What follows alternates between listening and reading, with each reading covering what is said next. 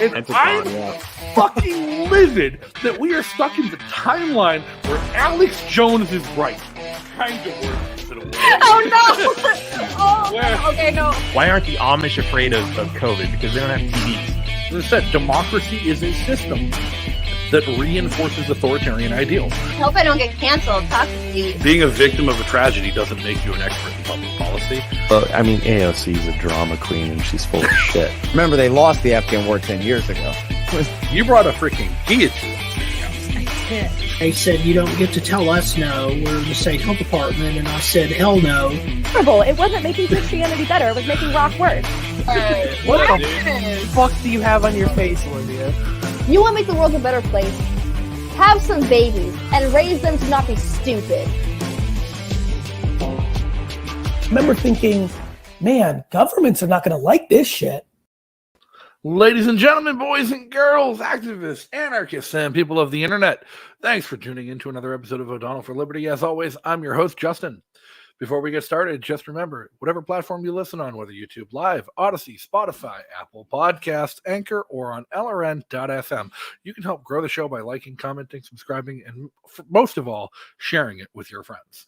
If you enjoy the content, you can join our production team by visiting patreon.com/O'Donnell for Liberty. Again, that's patreon.com/O'Donnell, the number 4, Liberty. And make sure to check out snackswag.com for all your favorite Liberty merch, including some great new designs for t-shirts, hoodies, stickers, coffee mugs, tote bags, and more. Whatever your heart desires. Again, check out snackswag.com. You can check out the very new collection of ungovernable swag featuring John McAfee today.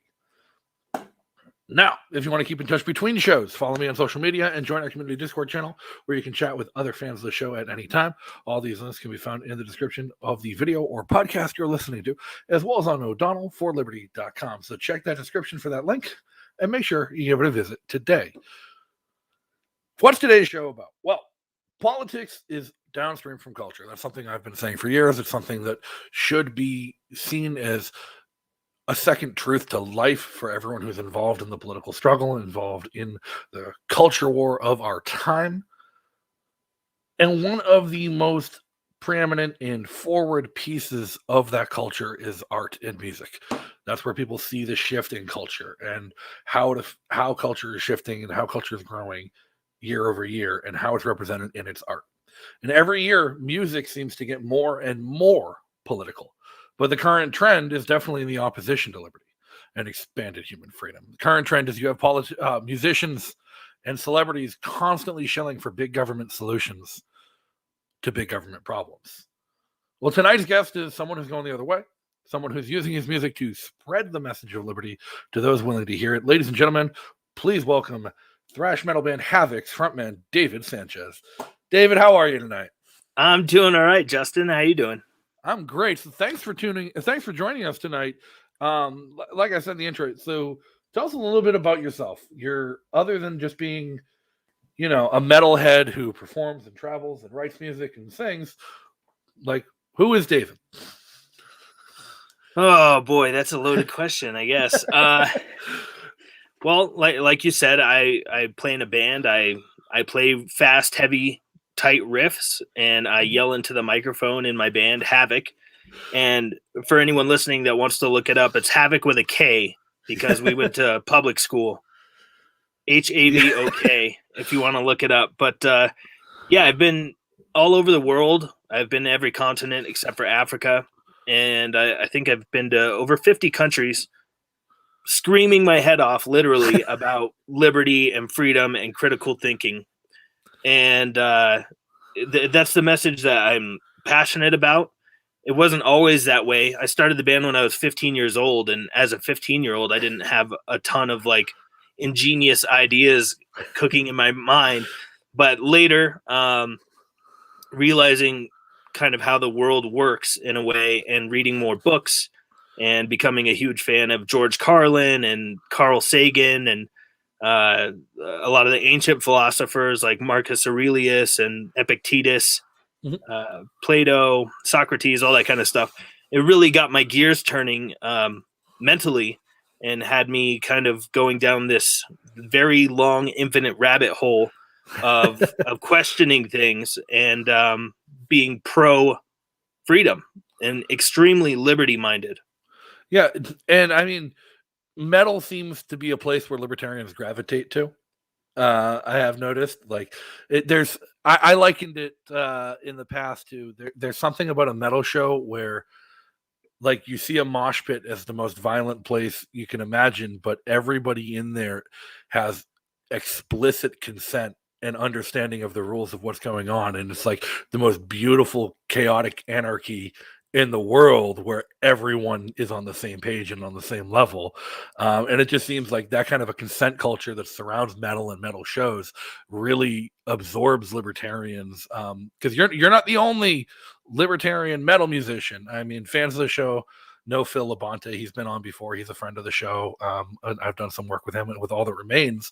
But you do go about it a little bit differently than someone like Phil does. When All That Remains and Phil, when they put out music, politics is never the forefront of their message and what they're doing. If the music and the art they're doing lends itself to a political message, so be it. I think he has one song where he slipped a line about Keynesian economics into a metal song. But like one of your biggest songs is "Give Me Liberty or Give Me Death," which is just a thrash metal libertarian anthem. Yeah, I'm pretty on the nose with a lot of the lyrics, and that's very intentional. I feel like people's attention spans are constantly becoming shorter and shorter, and I don't want people to wonder what I'm talking about. Instead of making it veiled and mysterious, I'm pretty on the nose and direct about it, because I think that our time is very short here, and we need to start making moves toward a more free direction. Because the clock is ticking. Time is not our friend when it comes to this stuff. Right. So instead of people, instead of 1% of the people listening identifying what I'm talking about and getting the message loud and clear, I'd rather just everyone get the message loud and clear. And now, a lot do of you people worry about losing an audience that way? Do you worry about maybe not reaching some people who you might otherwise, because you've been so on the nose? Not really. I don't know what else that I can passionately talk about in music. It's not all socio-political leaning. There's other things in there topic wise, but we are often labeled, especially by writers and people interviewing me, as a political band, and I would argue that we're an apolitical band. We're anti-political, because we're not trying to harp on one side or the other is the solution here. We're in the lyrics, I kind of am saying that the entire system is corrupt, right? And it's all wrong. There's not a side of this that is correct here, because they're all, at least with the two major parties, and I'm sure you and a lot of your listeners could relate to this, but the two major parties, it's a duopoly. It's two heads of the same snake. It's the illusion of choice. And in the lyrics, I definitely try to make that apparent, that we're not trying to tell you, like, hey, you should vote this way or vote that way, or Republicans are the enemy or Democrats are the enemy. I'm saying both of them are. I've definitely come to the understanding, the realization that the United States is a true two-party system. I just don't think the actual true two parties that matter are Republicans and Democrats. I think it's government and the rest of us. Yeah, which is really unfortunate and insane, because a couple hundred years ago, when this country was founded, the idea was that the rules come from the bottom up. And instead, everything is upside down right now, and the rules come from the top down. It's completely antithetical to the foundation of the country. Yeah, and especially if you look at recent history, just the past 2 years, we've seen the greatest growth in overreach in federal government history. I think it's the single largest expansion of government power and government spending and overreach since the New Deal. And the New Deal was the single greatest expansion of government power and overreach since the Civil War. And there's no end in sight. No, there's no end in sight unless you're coming to New Hampshire and helping us secede. Is that what y'all are trying to do? So tomorrow morning, right here in New Hampshire, the House Committee on Federal Affairs and Federal Relations, or whatever the hell they call, is hearing public testimony on a proposed constitutional amendment to the New Hampshire Constitution to peaceably declare our separation from the United States. Wow. So that will be written into the Constitution that you're able to secede or that you are seceding? That we're declaring it happen. Oh, wow. Well, good luck with that. I'm all about it. If you guys can make yourself more free, I have no objection to that. We'll see what happens next time. We'll see what happens if it passes. I'm not too optimistic about it passing this time around. The process is it needs to get 2/3 of the House, 2/3 of the Senate, and then 2/3 of a public vote in order for it to pass. So it's a lot of hurdles. Oh, yeah. Yeah, and that's one thing that I find very interesting about Texas. From what I understand, Texas is the only state in the union that has it written into their constitution that they can secede. Right, but they've also, I believe there was a Supreme Court case that said no, they can't. And so, like, it's a real big test. Like, Texas has it written into their constitution that they can secede. They've never tried since they've had that written in. And then the Supreme Court has said, yeah, no, you really don't. So... Well, the Supreme Court says a bunch of wacky stuff, don't they? Yeah, as Lucinda Spooner said, the Constitution really doesn't do shit for you if the people that are in charge of interpreting it don't remember what it says.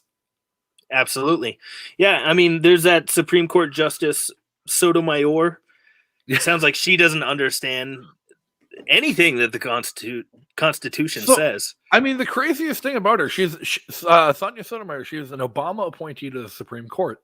And for the past few years, she has been like, there's been a weird libertarian wing of the Supreme Court that was Neil Gorsuch, who was Trump's first appointee, and Sonia Sotomayor, who was Obama's last appointee, who, like, there was a whole bunch of like 7-2 votes where it was the two of them voting in against something that the rest of the judges voted for. And it'd be like, one of them was to get rid of fruit of the poisonous tree, to say that as long as a cop thought that you were breaking the law, they had the right to arrest you and search you. And Sonia Sotomayor and Neil Gorsuch wrote the libertarian dissent, says this violates the Fourth Amendment, this violates due process, this is racist, and this will encourage police officers to abuse their power. Amazing. And then half the time she comes around and she's just like, big government good. Government good. And I don't understand why, if the Constitution doesn't expressly forbid or give the right to do something with the federal government, I don't understand why the states would have the right to do it.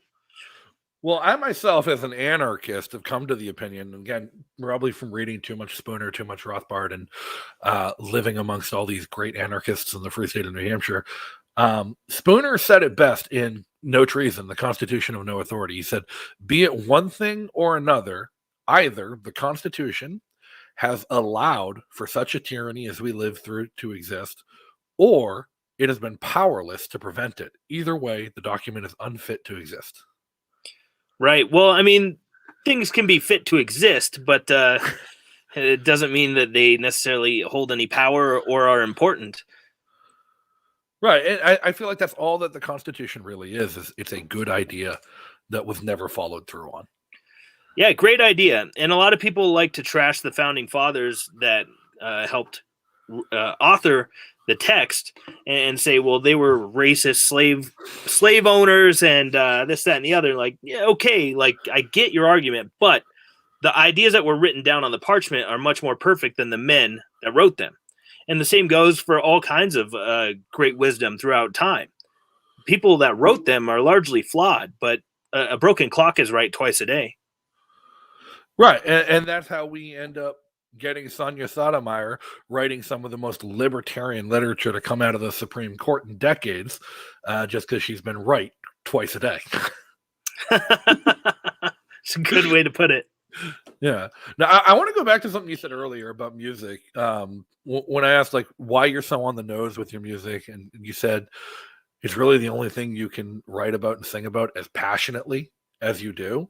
Mm-hmm. And I think that's really important. That too many people in music are just trying to sell records rather than make art that they're passionate about. And other mediums as well. Like, I do a lot of photography, and people keep asking me, it's like, hey, why don't you do some portraits? I'm like, because I fucking hate doing portraits. It's not something I want to do. It's like, oh, but it pays really well. I'm like, I don't care if it pays really well. I'll be miserable doing it. Sure. And whatnot. I think it's incredible that you can be so passionate about something, but like it's really unfortunate that it has to be about liberty, because we've reached the point where like now it's a passion because it's such a strong fight that we have to have, that it's become something that is motivating. But I do agree with you that having something that you're passionate about really, really makes the music and the art better when it's something that's inspired. I tell my friends all the time, even as an atheist, I love Christian rock because at least they're passionate about it. And sometimes the Christian metal just ends up being so much better than what their contemporaries are putting out because they actually care about what they're saying about. Yeah, I mean, when I'm singing "Give Me Liberty" or "Give Me Death" live, I am genuinely getting angry in the middle of the song, singing the words that I wrote. Obviously, I didn't write the line "Give me liberty" or "Give me death." That was Patrick Henry who said it. But I agree with the sentiment. I would much rather live free. I would much rather die free than live as a slave. And today we're seeing so many people that beg for the chains of their own enslavement. And the best slaves are ones that don't know that they're slaves. Yeah, no. Another musician who's kind of gone the way you have, just doing what they're passionate about, being about liberty and politics, but completely other genre, Tom MacDonald, weirdly enough, a Canadian rapper who hates the government. He has a line in his song Fake Woke. He's like, they didn't free the slaves. They only realized they didn't need the chains. Yep. And then goes on. I think I know that guy that you're talking about. He has a song where the chorus is "Why are y'all so stupid?" Is that him? He's got a ton of stuff out lately, and it's all been like going after Biden, going after the left, going after politics in general and the system. And it seems like him and Chris Webby, just another white rapper from Connecticut, have just been trying to one up each other and putting out great music about how much they hate the government. Chris Webby even has a line in one of his songs like, I'm saying stuff even Tom MacDonald is scared to say. Where like 3 years ago, nobody knew who either one of them were. Right. Yeah, the system deserves to be ridiculed. The system as a whole deserves to be ridiculed because a lot of people like to place the blame on it, somewhere where it doesn't deserve to be. They think too small. It's all Republicans' faults. It's all Democrats' faults. It's all Donald Trump's fault. It's all Joe Biden's fault. The worldwide system is really what's flawed here. And it's flawed from a liberty standpoint. But if you're looking at it solely as logical social manipulation, then the system is not broken. It's working perfectly. It's working exactly the way it was designed to work. For the people it's designed to benefit. Absolutely. Which wasn't you and me. Which wasn't That's the right. people who listen to the show. Which wasn't the people who work a 9 to 5 and have bills to pay. No, it's the people that run the world's banks and run the biggest industries on the planet. Yeah. The people who are on a first name basis with Jeffrey Epstein. Yes. Yes, that's right.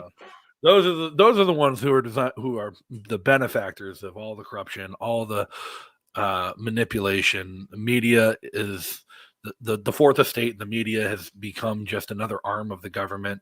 At this point, Facebook and Twitter have become de facto arms of government censorship. Yes. Like we're crossing the line of what's a private platform, what's a private business, what's a public accommodation, and what's an arm of a corporate government. Because I don't believe we live in a democracy. People like to talk about, well, we live in a democracy. We have separation of government and whatnot. I'm like, no, I truly believe that the United States is a corporate fascist state, and that most of these international conglomerate tech companies are just an extension of the government. That is literally true. I mean, you had the president's press secretary get on TV like a month or two ago saying that, yeah, they do work with Facebook to fact check things and censor people. Now, people like to turn into libertarians when you bring that up. Oh, well, they're just a private business. They could do whatever they want. Yeah, sure, that's fine. But when you're taking your marching orders from the federal government and then you're acting like an innocent private business, that is textbook definition fascism. When big companies and the government get in bed together and work together to screw over regular people, that is not freedom. That's not capitalism. That is literal fascism. Fascism doesn't always have goose stepping and a funny mustache. I think the big question that libertarians need to answer for themselves, and like that's been real hard to get libertarians to even acknowledge as a question, is like, at what time does a private platform like Twitter or Facebook no longer be private? Like, at what point is it no longer private? And at what point can you complain about their censorship being a violation of the First Amendment as opposed to a private company regulating its platform? Because like the big defense from some libertarians all the time is like, well, they're a private company. They can censor whoever they want. Okay, at what point are they no longer private and you'll have a problem with it? Yeah, that's a great question. Me personally, I think that censorship in general, as a general rule of thumb, is complete horseshit. I feel the same way about like the FCC censoring songs on the radio, or Sure, bleeping bits out of a comedy routine and stuff like that. I think it's completely asinine. sure. I mean, there are some times where I do agree with the property owner and the platform owner's decision to do what they want. Even if I disagree with the decision, I agree with their right. Like Odyssey, a phenomenal censorship-free video platform that's not truly censorship-free. They do block you from putting porn or other obscene videos up on Odyssey to be played on that platform. Okay. They're still available on the library blockchain, but they have just decided they don't want them to be on that platform. Sure. So you can still store them on the library blockchain. They just won't be searchable or playable on Odyssey. Big deal. You can use the library client to go find them if you want. But like, then I have to wrap my head around, okay, but I'm mad when YouTube takes down one of my videos where we were talking about the election on January 6th. Like, what's the difference? YouTube has just decided they don't want that content on their platform. I'm okay with it when Odyssey does it, but not with YouTube. And am I okay with it when Odyssey does it just because they're small and because the former CEO and the founder of Odyssey is a good friend of mine? And am I mad about it when YouTube does it because the reality is that YouTube has become the new public square and has higher video ratings and higher news ratings than CNN and MSNBC do? Like, more people get their news from YouTube than TV. For sure. Definitely. Well, I think the key distinction that you pointed out that makes sense to me is pornography.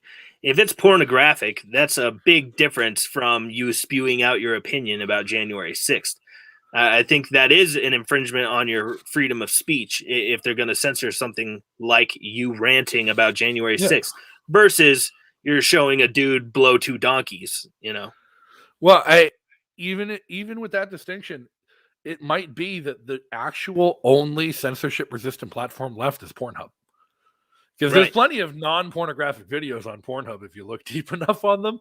I remember when YouTube first started its censoring and first started their spree of deleting videos and channels, it was FPS Russia, his gun channel, got taken down off of YouTube.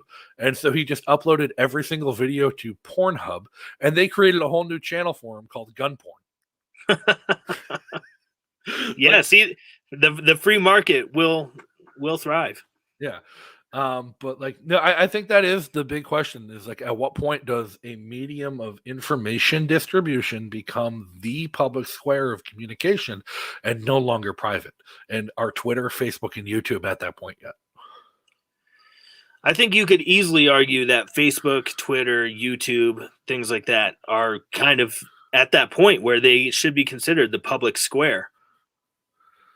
Yeah, they should be considered the public square, but at the same time, they're not a monopoly. One of the reasons that the cable news, was considered uncensorable and was considered the public square for the long time is because the government granted them a monopoly on the airwaves on the contingent that they present the news to the American people in an unbiased and informative way. And they were given a monopoly on television airwaves in exchange for that service.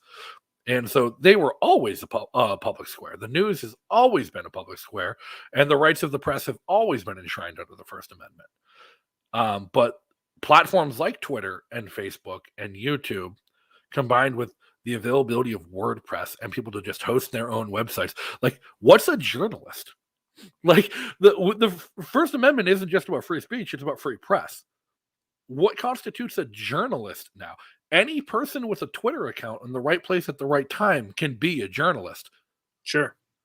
Like, I've broken national news stories on Twitter just because I happened to be in the right place at the right time when a cop pulled out a can of mace and punched a little girl in the face, and I got it on camera in Boston. It started a riot in Boston. I happened to be the one person there with a camera. Am I a journalist? Yes. So, but when Twitter takes down that video, are they suppressing my free speech, or are they suppressing the press? Well, I think they're doing both, honestly. This is such an interesting topic because they are private companies. Right. But, when they start censoring even your private messages between people, that's another level. And that's only like a half a step away from I send you a text message and it gets AI reads through it and decides, oh, we shouldn't be sending that information to people, so let's just delete the text. That's where stuff is going to start getting real weird. And I don't think we're very far off from that. Orwell called it very accurately with the Ministry of Truth and the censorship and suppression of free speech, suppression of ideas, and the whole double think, double speak, thought police stuff. That's all becoming way too real. So I don't think that they'll ever be able to successfully censor private messages and individuals' ability to communicate, because we've seen so many great decentralized models come out in recent years. And oddly enough, WhatsApp, a Facebook product, spurned a generation of new self-contained, censorship-resistant encrypted communications platforms like Signal, Sessions, not Telegram. Telegram's awful. Never use Telegram. But all these new open source free market alternatives to Facebook Messenger and Carrier SMS, where the cell carriers are reading your messages. And shit, it was Jack Dorsey just tweeted use Signal once last year, and it became the largest messaging app in the downloads in ever, like overnight. I remember I've been using Signal for years, and it just stopped working for 3 days because they did not expect 80 million people to download it overnight. Right. Yeah, and I'm very thankful for things like that. These censorship resistant platforms. It is quite nice. The thing that's potentially scary in the dystopian vision that so many sci-fi writers had is, what if all these other platforms go the way of Facebook and they go the way of YouTube and Twitter and start sifting through what is going on there and start censoring it? It's a very real possibility. I mean, we all use technology that we don't understand how it works. And there are people that are much smarter than me figuring this shit out and are able to, like, the simple fact that hacking exists is just mind-blowing to me. Like, someone can hack into a computer that's got passwords and, do all this research and forensic recon on an electronic device. That's mind-blowing to me, but it's real. It's very real. And it's only going to get more intense and more in-depth, especially with the advancements in technology with AI and computers being able to do many things that humans once used to be the only things that could do it. Well, touching on the idea of a dystopia there, you talk about what Orwell gets right. And funny story, I don't know if I told you this story. I've told Angela McCardle, who introduced us, this story a couple of times, but like, my path to libertarianism and my path to coming to be an anarchist and rejecting the government was never an academic path. I didn't start reading books. I didn't start logical thinking. I was in the Army. And one time, a domestic security mission, my unit was tasked with security for the Boston Marathon. Yep. That didn't go too well. And then a few months later, we were tasked with security for 4th of July in Boston. And we overreacted to that in after the Boston Marathon bombing to like the nth degree. And we had a joint task force with FBI, DEA, ATF, every 3-letter agency you could imagine, cameras set up all over the city, checkpoints everywhere, searching people's bags, detaining people because they annoyed us. We detained a deaf guy because we didn't know what he was saying. And we just handed him over to the Boston police and said, you find a translator and figure out if he should be detained or not. It was a complete and utter overreaction, gross violation of civil rights, gross violation of human rights, because everyone was scared. But at one point, I was walking with my lieutenant and showing him the road. He was a brand new lieutenant, just out of college. Ink wasn't yet dry on his commission or his college degree. This is just a few weeks after he graduated college and got his commission. He hadn't even been to basic training yet. And explaining the ropes to him, and some guy just sits down in a lawn chair on the sidewalk in front of us and starts reading a book right underneath a camera system. And the lieutenant starts yelling at him, and I just died laughing, burst into tears laughing. The lieutenant's like, what's so funny? I'm like, he's reading 1984. And the lieutenant's like, what's funny about that? And then over the next 10 minutes, as I was explaining the plot of 1984 to my lieutenant, I'm just like, shit, we're the bad guys. And had that click with me. Like, I realized in the heat of the moment that I was the bad guy in that situation.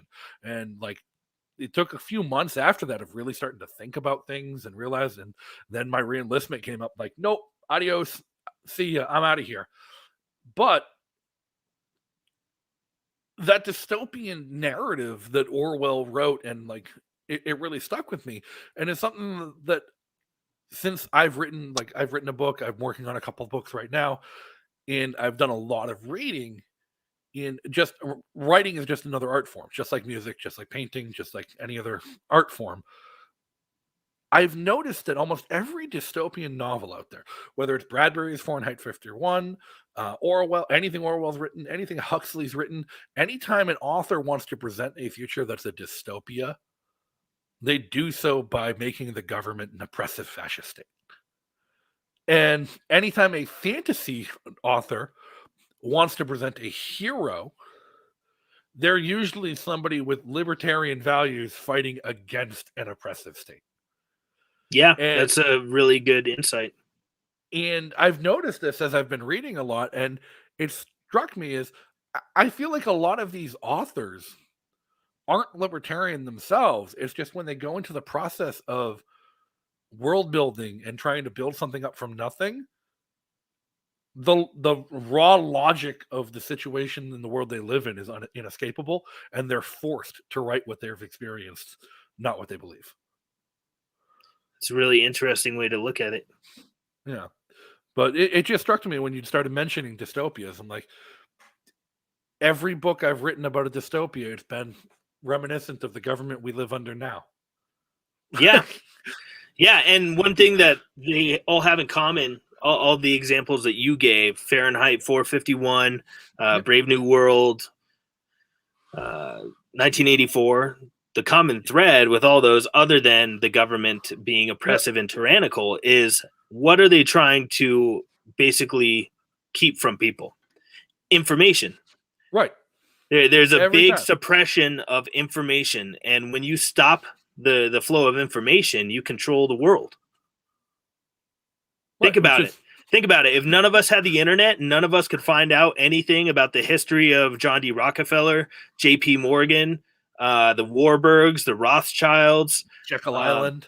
The creature from Jekyll Island, the Federal Reserve, all this stuff. Imagine if we didn't have the internet and all we had was public schools and all the libraries were censored. We would not know any of this stuff, and they would literally control everything that's known. And we're getting closer and closer to that kind of a thing. But at the same time, the internet is opening more doors than they're able to shut. They're not able to shut them all fast enough. Has the internet been a double-edged sword, though? Yes.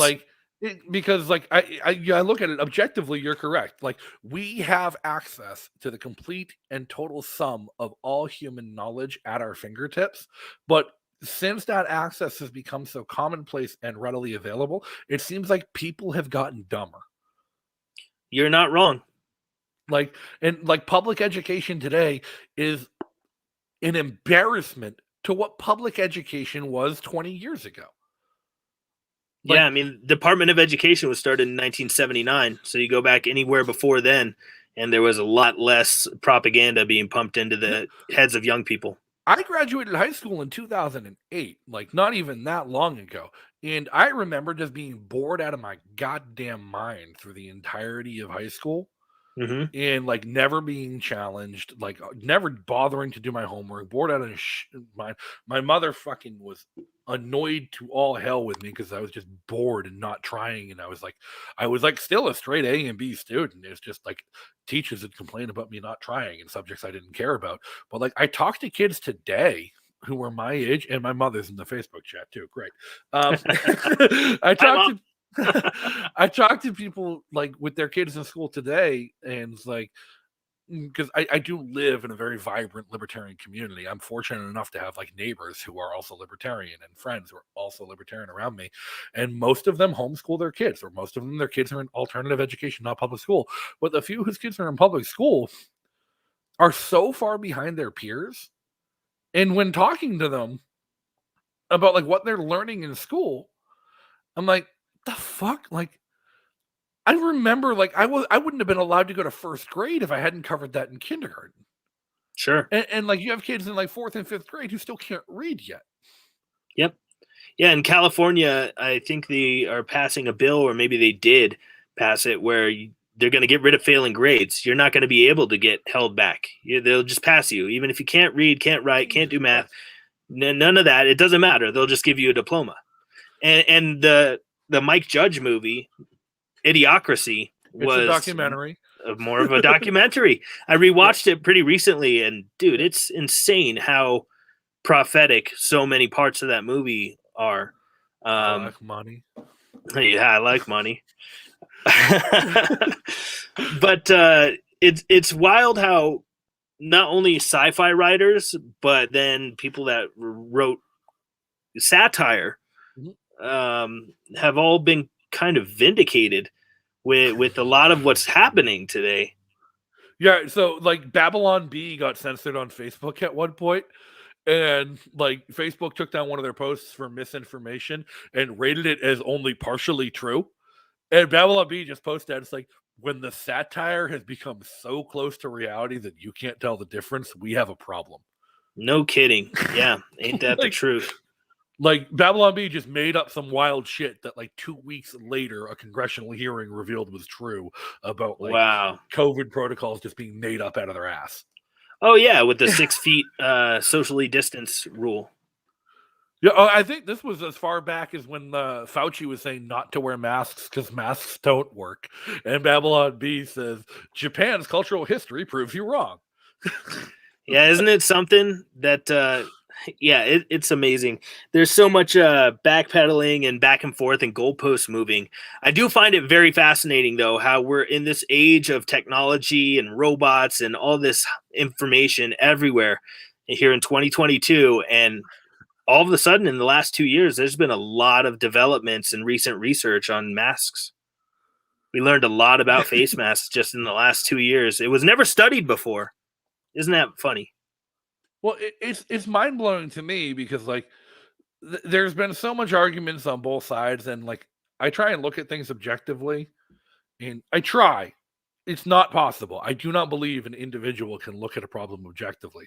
Your opinions have been colored by your friends, your experiences, what you've already read beforehand. I try to look at things objectively. I ended up getting in fights with friends because I wouldn't say Kyle Rittenhouse was not guilty before the trial. Like, I kind of want to see the evidence. Turns out he was not guilty. But like, I'm like, I want to see what happens. But like when it comes to masks, like very early on, it's like I don't want to wear a mask. I hate wearing masks. But like I started hyperventilating. I got breathing issues.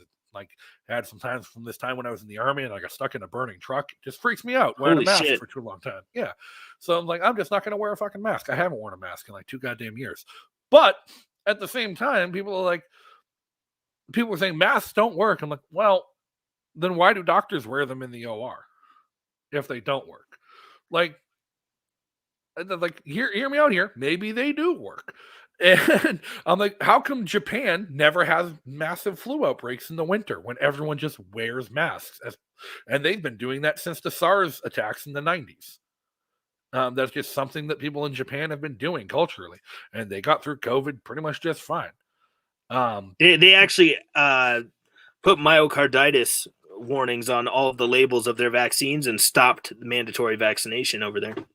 Yeah, because a country of smart people who like recovered from getting nuked by trying to take over the world of computers, maybe they read the manual. Yeah, maybe. And to what you said, I think masks do something, but maybe masks didn't do much against COVID. But you know what? I'm damn sure masks and social distancing and people washing their hands did do? Eradicated the seasonal flu in 2021. Well, the seasonal flu, the antidote to that was COVID-19. COVID-19 got rid of the flu for an entire year. Yeah, because like I don't think social distancing and masks and whatnot really helped with COVID. If it's as viral and as like and spreads as virally as they claim it is, and it surpassed all the masking regulations, everything, it sure as shit stopped the flu. Yeah, or they were just calling everything that was flu COVID-19, which I think is a lot more likely than the flu just disappeared for a year.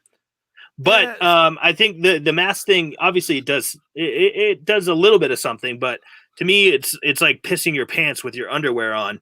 The piss is still going to get all over your pants and eventually get out of your pants. But I mean, the underwear stopped some of it from coming out. Yeah, it's like what is it? Someone who I hate politically, Nick Sarwark, former chair of the Libertarian Party. He used to say when it came to like signing online, people were trying to sign a petition to get him to resign, and he said, "That's like pissing your pants while wearing a dark suit. You might get a warm, fuzzy feeling, but nobody's going to notice." So that's my go-to one with that. It's like that's great, but no, it's.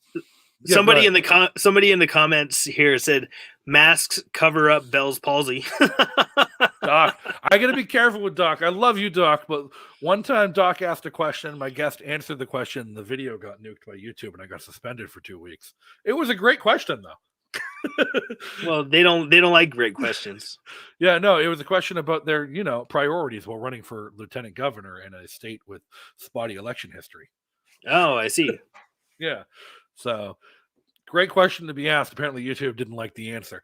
But that video is available on Odyssey, Doc, if you want to go check it out there. It's still there, that interview.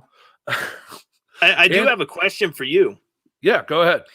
So, right now seems like the best time ever for third parties to actually get some footing. I don't think so. And I'm wondering what's up with the Libertarian Party and some of these other parties. Like people are rejecting the duopoly more than ever right now. I don't think they are. The problem is our voting system is set up in a way to reinforce first two-party systems. Of course, with plurality elections, and until we have like approval voting, or until we have continuous runoff or score voting or any alternative voting or proportional representation, which would be fantastic. The one thing Europe does right is how it elects representatives. Once they get into office, they do horrible shit. But like how they're chosen is much better than how we choose our representatives. I don't think a third party stands a shot in hell in this country. The highest elected office a third party candidate has ever achieved is the U.S. Senate, and I think I don't know if it really freaking counts that Bernie Sanders wins as a third party candidate in Vermont when he runs as an independent, because everyone in Vermont knows, oh, he's a Democrat. I don't think it counts that Angus King in Maine wins as an independent, because everyone's like, oh, he's a Democrat. He's friends with Bernie Sanders. And it didn't count when Lisa Murkowski won as an independent in Alaska, because everyone's like, oh, she's a Republican. Everyone is so stuck in this two-party system lie. Everyone is so stuck in that thing. It's amazing. Yeah, and it's weird at the state rep level. Like libertarians have never been elected to anything higher than state representative. And that's only happened a handful of times. It happened once in Vermont, once in Alaska, twice in Alaska, once in Vermont, twice in Alaska. Recently, just happened in Wyoming in 2020. And it's happened like a dozen or so times in New Hampshire. But New Hampshire is a weird and special place, and it's very close to our hearts. We love it here, where libertarians actually can win. But I'm not sure that the best path towards liberty is the Libertarian Party trying to engage in politics. I think the Libertarian Party can exist as a great marketing, messaging, and educational enterprise and supporting down ballot candidates for nonpartisan races that really matter, because I don't give a shit about the US Senate. I don't give a shit about the House of Representatives, because what they do doesn't affect me immediately in my daily life. What affects me immediately in my daily life is what my city board of aldermen does, what the school board does, what the tax assessor's office does. And I think the Libertarian Party should refocus its efforts entirely on recruiting, grooming, and training people to run for these local offices that can have immediate impacts on people's daily lives, where we don't have to overcome the partisanship barrier. We don't have to overcome the Republican or Democrat barrier, because they're already historically nonpartisan races, and we can use the organization to manage and organize people to attack these vulnerabilities that the state has, which is the local level. I think that's a really smart way to do it, and that seems a lot more viable and just more based in reality. I totally see that. What are your thoughts on? I mean, one person that I think should have been president a long time ago, and is a libertarian in the true sense of the word, but didn't run as one. He ran as a Republican. But what are your thoughts on Ron Paul? Ron Paul ran as a libertarian in 1988. Yeah, but I mean, the last time he got close to becoming a president, he was running as a Republican. He is a libertarian, but he kind of had to wear the hat. I'm going to piss people off with this one. Doc, cover your ears. Don't listen. All you Mises Caucus people, cover your ears. Don't listen. Don't get too mad. I think Ron Paul's time has passed. I think Ron for sure. Paul, He's Ron Paul has old. done.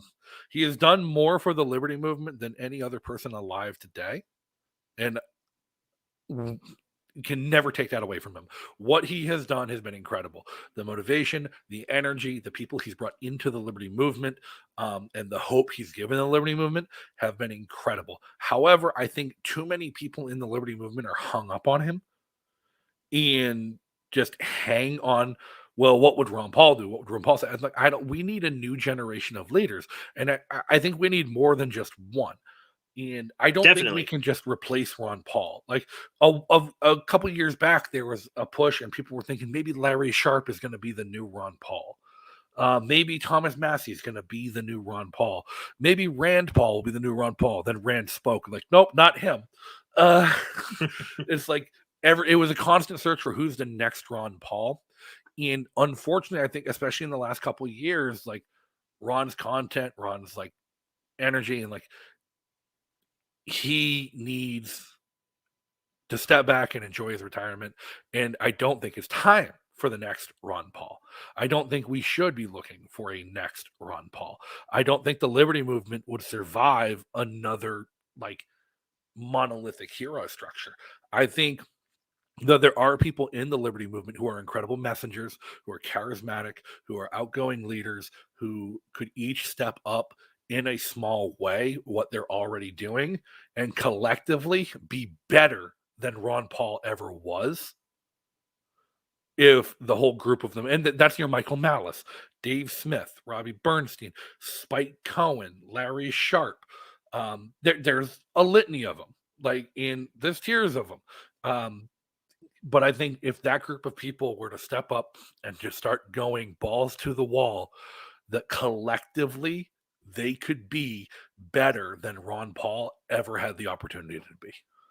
Yeah, there's definitely strength in numbers, and you can get rid of a person, but you can't kill the idea, you know? Right. So and even as long as the idea is strongly held by a large number of people, that can change the entire world, very truly.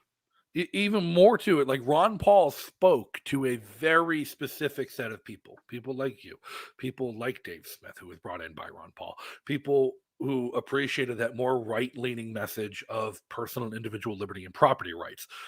But there's a big slew of people who are primed and ready to make the jump to fighting for liberty and human freedom, who Ron Paul never spoke to, who were never captured by the property rights arguments, who were never captured by the right-wing approach to freedom. And there is a left-wing approach to freedom. And it's just a matter of finding messaging that's consistent and principled to approach those people with. And I think by diversifying our cast of characters atop the movement, we diversify the reach of the message, and we can see exponential growth moving forward in the future. And again, it'll always be on the backbone of what Ron Paul built. Sure. But it's to the point where we need to start reaching beyond what Ron Paul ever had the ability to grab. Right. Yeah, I appreciate what you had to say about the topic. You said a lot more than I thought you were going to. So as far as his strategy of being a hardcore, dedicated, principled libertarian and running as a Republican, I will say there are more dues-paying members of the Libertarian Party currently serving as state legislators in New Hampshire as Republicans than anywhere else in the country combined. So the strategy worked. Yeah, that's great. No, and I love the idea of bringing it more local, like more and more local level. I think that's a smart way to infiltrate the system, so to speak, even if you have these puppets on the higher levels running as R's and D's, but you have everyone on the local level really freedom-minded. That makes a huge difference. Find that white woman at her local school board who's really, really fucking pissed off about her kids being forced to wear a mask to school every day, and get her to run. Sure. Yeah. The Karen Coalition. If you can weaponize soccer moms for liberty, we'll win. Oh, yeah. Yeah. All it takes is a tireless minority, right? Right. And there's no minority as tireless as white women in minivans. Like they will stay there until they speak to the manager. And if there is no manager, God help you, you better find one. I love it. Yeah. But no, we have about 25% of the legislature in New Hampshire right now. I would comfortably call libertarian. That's excellent. That's a lot more than most places that I'm aware of. Yeah. And that's how we can lay claim to being the freest state in the country. When are you going to move? Maybe summer only. Summer, oh, come on. That's what Phil's doing. Phil, by the way, Phil Labonte, who is a native New Englander, grew up in Massachusetts. Yeah. His move to New Hampshire was like 20 minutes north. It's now wintering in Texas because he can't handle the cold. And I'm like, you're a coward. It's amazing that people used to live up there way before central air and heating and AC and all that kind of stuff. It's not actually that cold. Dude, Colorado is colder. The Midwest is colder. Midwest is brutal. I couldn't imagine living in Chicago every winter. And I said this to somebody earlier today. If somebody truly believes that the Free State Project's mission, by condensing as many libertarians into one place as possible to prove that libertarianism works as a proof of concept and forming a libertarian state by taking over the state's politics, if somebody actually believes in that message and believes in that mission and they have not moved to New Hampshire and their one reason is because it's too cold, the fuck, man? Get a jacket. Yes. If the only thing standing between you and freedom is a jacket, you've got bigger problems. Yeah, definitely. Well, I live in Colorado. It gets cold here. Yeah. It's freezing out here today. At least we're at sea level. Well, you guys got those nor'easters. That's nothing. We just had a nor'easter. I got 2.5 inches of snow. It's already all melted. It's only been 2 days. It's gone. There's no snow on the roads here. And it didn't actually even get cold enough. Low-key, my apartment, I keep it around 68 degrees. I do like it a little bit colder than most people. I still have not turned on my heat this winter because it hasn't gotten cold enough. Wow. Yeah, it's been a pretty warm winter out here. It's been dry. It's barely snowed at all, which is weird because I know that they've got the technology to do the cloud seeding and then hit them with the lasers and make it rain and make it snow. So that all comes in handy when you're trying to kill a bunch of people in another country, but it doesn't come in handy when your state is on fire or you need some water. Yeah, and who knows? Although, random fact of the day, nothing to do with politics, nothing to do with liberty. I saw a clip about like somebody who died in the most horrifically horrific possible manner. Like I cannot imagine what happened, like what this guy's thought process as it was going. When they were going through the wreckage of a brush fire in Australia, they found a body in the fire. Not uncommon, except this body was wearing full scuba gear. Whoa. In the middle of the desert, and they're like, what the shit? And after their investigation, they determined that one of the planes that dips in to scoop up water to dump it over the fire picked up a scuba diver. Oh my God. How terrifying is that? Like, I'm gonna go look at the coral reef. Motherfucker, I'm gone. Oh no. That is the most unlucky dude ever. Holy shit. Yeah. And like it's that and the one person to ever die from marijuana I saw. The headline was blunt force trauma because a smuggler dropped a bale of marijuana out of a plane and it landed on their head. Yeah. Yeah, that's the only way it is going to kill you. So it's just mind blowing. Now, all right. I mean, what's next for you? Like, what are you doing with Havok? You guys, I know Phil's going back on tour. I know like Mark Morton, a friend of the show with Lamb of God, they're back in the studio. What are you guys doing? Kicking around some ideas to maybe write some new music here soon. We don't have any plans to hit the road anytime soon, but we put out a record last year. In 2020, so a couple years ago now. And a lot of the lyrics that wound up on that record, people thought were written about COVID, but the entire record was finished before COVID hit. So it just wound up being, unfortunately, prophetic. But just kicking around some ideas for writing some new stuff. We may try to go on tour when medical segregation is less popular at music venues. And because to be honest, I don't want to support any of these places that did any of this stuff. I don't want to make them any money whatsoever. No, I want to support the underdogs that did not go the route of all right, so pre-1964. Let me pitch you on Porkfest. Yeah, what's Porkfest? Like barbecue? The Porcupine Freedom Festival.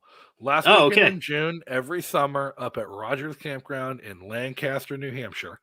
Beautiful up in the mountains. We call them mountains. You might call them a hill. We've got a 6K. But it's the single largest gathering of libertarians and anarchists in the world year over year. It's officially now the longest running libertarian festival because unlike everyone else, we didn't take a year off for COVID. We still got, like, in the height of COVID, we got 2,000 people up in the woods together for a week-long party. Awesome. And in the past, we've had Eric July and Backwards that performed. Phil was supposed to come this year, but he chickened out. There's been bands that have performed in the past, and it's a huge libertarian festival. Big full week. They also do some speakers. Like if people care about the academic portion, like if you want to hear Jeffrey Tucker talk about economics or I'm still trying to get Hans Hermann Hoppe to come out and talk about how democracy is terrible, but stuff like that. Last year, Angela McArdle came out and she did a debate against Jeremy Kauffman for the Soho Forum at the festival. I saw that. I saw the video of that. Yeah, she tore him to pieces. He also had home crowd advantage too. Like I felt bad. Like I'm sitting there, I'm like, they're both really good friends of mine. Like I've known Angela longer. Jeremy's my neighbor. Like, but yeah, it was that was a fun day. And then like outside of like the pavilion and those activities, it's literally a week-long festival. Food trucks, vendors, agorism, parties, raves every night. Well, even if I can't come out there to play something like that, I would love to attend. So you'll have to fill me in on how to make it over there. So everybody should, because I got some inside info a couple hours ago, actually, from one of the organizers of Porkfest. That tickets are already 3/4 sold out. So if you want to go to Porkfest, you should go to porkfest.com to get tickets. Is it pork with a C? Yep. Like because it's porcupine? All right. Yes, sir. I'm going to type it into my computer right now just so I can't forget. Porkfest.com. Yeah, and from what I heard, like hotels around the campground are already sold the fuck out, like entirely, and they're running out of campsites too. Oh wow. Okay. Well, I'm going to look into that. And yeah, I mean, the only other thing I'm up to recently is podcasting. I have a podcast called Riffs or Die. Because I like guitar riffs and I like to riff on ideas. So if anybody listening to this liked anything I said, you might enjoy my podcast, Riffs or Die. Go to riffsordie.com. I've got some cool merchandise in there on the website that you can buy, and I just wrapped up editing for episode 60 of the podcast that's going to be coming out here this week. Nice. And you're on Twitter at David Freethink. Everybody go give him a follow on Twitter. Yeah, I'm not on Twitter that often, so Twitter's not the best place, but more frequently. I want to get you on Twitter more. I don't know if I want to do that. Once you get hooked into Libertarian and Anarchist Twitter, it's like, oh, this shit's hilarious. There's a lot of good shit, and I see a lot of it on Instagram. People screenshot the Twitter stuff and post it up there. I'm a lot more active on Instagram, so if people want to find me there, I've been shadow banned, but I have a backup page just in case that one goes away. And you can find me at David Freethink or David_Havok. And it's Havok with a K. All right. Like this. It's been wait. There it is. It's been an absolute pleasure having you. Thank you so much for coming on. Thank you, everybody, for tuning in. Thank you, everyone, for watching and listening. If you guys, again, want to keep in touch, join the Discord. Follow on Twitter. Follow on social media. If you want to get your merch, head over to snackswag.com. Make sure you check out Riffs or Die, check out David's podcast, check out all his work as well. And go subscribe to him and follow his show and check out his music. I have. It's great, but I like metal. I think you will too after you listen to it. Thanks for having me on, Justin. Until next time, everybody, be free. Thanks again for tuning in and joining us tonight. Make sure you hit that like button and leave a comment below to let us know your thoughts. If you haven't subscribed, go ahead and hit that big red subscribe button on YouTube and turn on notifications to get alerted every time we go live. If you enjoyed this content, you can join our production team on Patreon by following the link in the description. And don't forget to follow on social media and join our community Discord channel by following the links in the description as well. The best part of all of this is the community that we're building and growing. So go ahead and join us. And thanks once again to our awesome sponsors and patrons for making all of this possible. And if you can't catch the show live, you can always catch it the next day on YouTube, Odyssey, Anchor, Spotify, Apple Podcasts, Breaker, and wherever else you listen to your favorite podcasts. So until next time, everybody, be free.